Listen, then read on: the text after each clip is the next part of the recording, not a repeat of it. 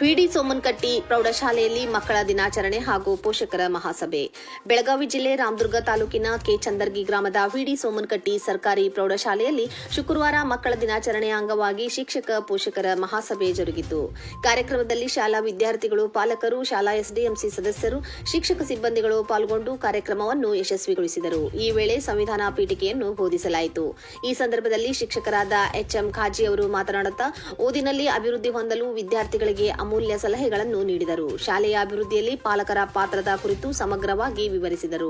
ಶಾಲೆಯಲ್ಲಿ ಕಲಿತು ಹೋದ ವಿದ್ಯಾರ್ಥಿಗಳು ಕೂಡ ತಾವು ಕಲಿತ ಶಾಲೆಯ ಅಭಿವೃದ್ಧಿಗೆ ಶ್ರಮಿಸಿದರೆ ಸರ್ಕಾರಿ ಶಾಲೆಗಳು ಕೂಡ ಮಾದರಿ ಶಾಲೆಗಳಾಗಲು ಸಾಧ್ಯ ಎಂದು ತಿಳಿಸಿದರು. ನಂತರ ಶಾಲೆಯ ಮುಖ್ಯೋಪಾಧ್ಯಾಯರಾದ ಬಿಐ ಚಿಲಮಿ ಅವರು ಕಾರ್ಯಕ್ರಮವನ್ನು ಉದ್ದೇಶಿಸಿ ಮಾತನಾಡಿದರು.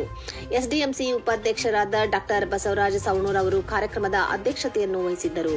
ಎಂಎನ್ ಕುಲಗೋಡ ನಿರೂಪಿಸಿದರು. ಮುಖ್ಯೋಪಾಧ್ಯಾಯರಾದ ಬಿಐ ಚಿಲಮಿ ಅವರು ಸ್ವಾಗತಿಸಿದರು. ದಿಲ್ಶಾದ್ ಬೇಗಂ ಮಕಾಂದಾರ್ ವಂದಿಸಿದರು. ಕಾರ್ಯಕ್ರಮದಲ್ಲಿ ಶಾಲಾ ವಿದ್ಯಾರ್ಥಿಗಳು, ಪಾಲಕರು, ಶಾಲಾ ಎಸ್ಡಿಎಂಸಿ ಸದಸ್ಯರು, ಶಿಕ್ಷಕ ಸಿಬ್ಬಂದಿಗಳು ಪಾಲ್ಗೊಂಡಿದ್ದರು. ವರದಿ ಅಫ್ತಾಬ್ ಸರ್ಮುಲ್ಲಾ.